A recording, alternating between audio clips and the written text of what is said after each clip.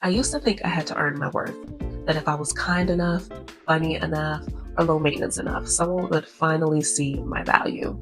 But that's a lie, and believing it kept me stuck for years, over giving, over functioning, and shrinking just to stay likable. If you ever felt like you're too much and not enough at the same time, take a deep breath because this one's for you. Let me take you back to a time when I didn't feel at home in my own reflection. I was dealing with acne scarring and hair thinning, and as an esthetician, that was just not acceptable. I helped people feel confident in their skin, but mine wasn't cooperating. I'd put on makeup for work, smile, and tell other women they were beautiful, and then come home and avoid my own mirror. Every new breakout or thin spot on my scalp felt like proof that I was losing something. My beauty, my femininity, control. One morning while getting ready for a client, I caught my reflection mid-routine and just stopped. I realized I was rushing to fix myself before I could feel okay about showing up. And in that moment, God reminded me, you don't have to look healed to be whole. That hit me hard because I've been basing my worth on how flawless my skin looked or how thick my hair was, instead of remembering that my value never changed with my reflection. I stopped asking, when will I look like myself again? And started asking, why do I need to look perfect to believe I'm enough already? Once I realized that truth, that I didn't have to earn my worth or perfect my reflection, I knew awareness wasn't enough. I needed tools, habits that reminded me of what my spirit already knew, but my mind kept forgetting. So I started practicing, not perfectly, not every day, but consistently enough that over time I started to see myself differently. And I want to share the same 5 practices that helped me rebuild my self-worth from the inside out. Practice number 1, the mirror declaration. The first practice that changed everything was the mirror declaration. The first time I tried it, I laughed. It felt awkward, even ridiculous. I stood there with my head scarf on, face bare, and said, my worth isn't up for debate. And my brain said, girl, please. But I kept saying it anyway, because I wasn't trying to convince myself. I was trying to remember. One morning, when I felt heavy and disconnected, I looked in the mirror and said, I'm learning to love myself the way I love others. I didn't feel confident, but I felt honest.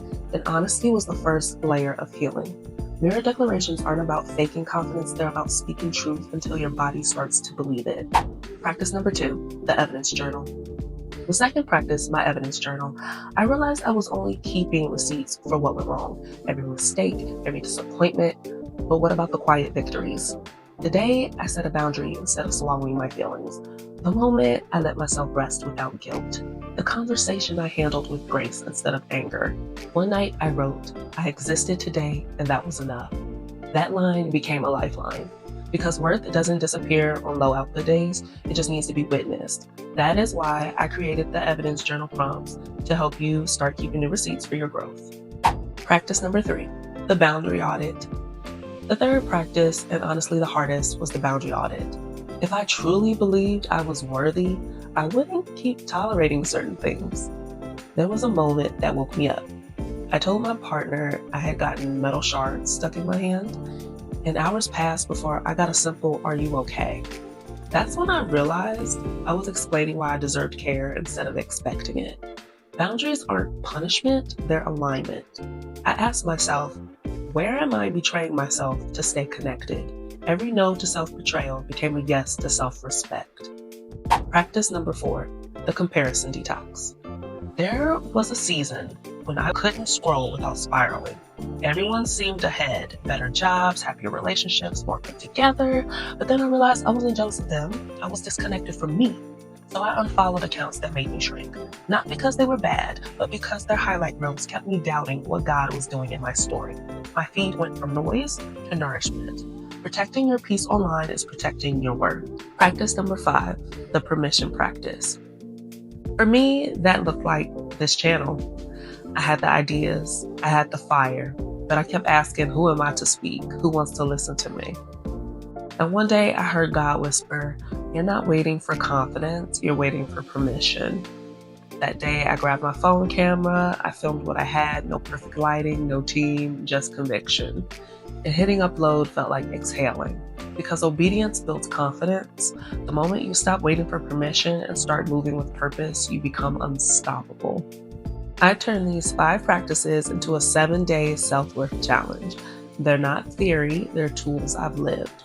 You can download the free tracker listed in the description. It includes the mirror declarations, the boundary audit, and the evidence journal. You can commit to the process and watch your self-talk shift and your confidence grow. And I know what you might be thinking. Sean, what if I fail? What if I try and still feel unworthy? Listen, I've had my days where I prayed, cried, and still didn't feel healed or whole. Healing isn't about never wobbling. It's about knowing where to return when you do. You can't fail at remembering your worth. You can only forget and then remember again. So give yourself grace. That's growth. The version of me 6 months ago wouldn't believe I'd be sitting here talking about worth.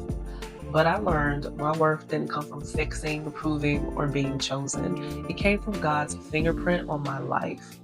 So if you take nothing else from this, take this. Your worth isn't something you chase, it's something you come home to. Breathe that in, let it soak in. Subscribe if you're ready to stop playing small, because we're just getting started. Your worth isn't up for debate, darling. It never was.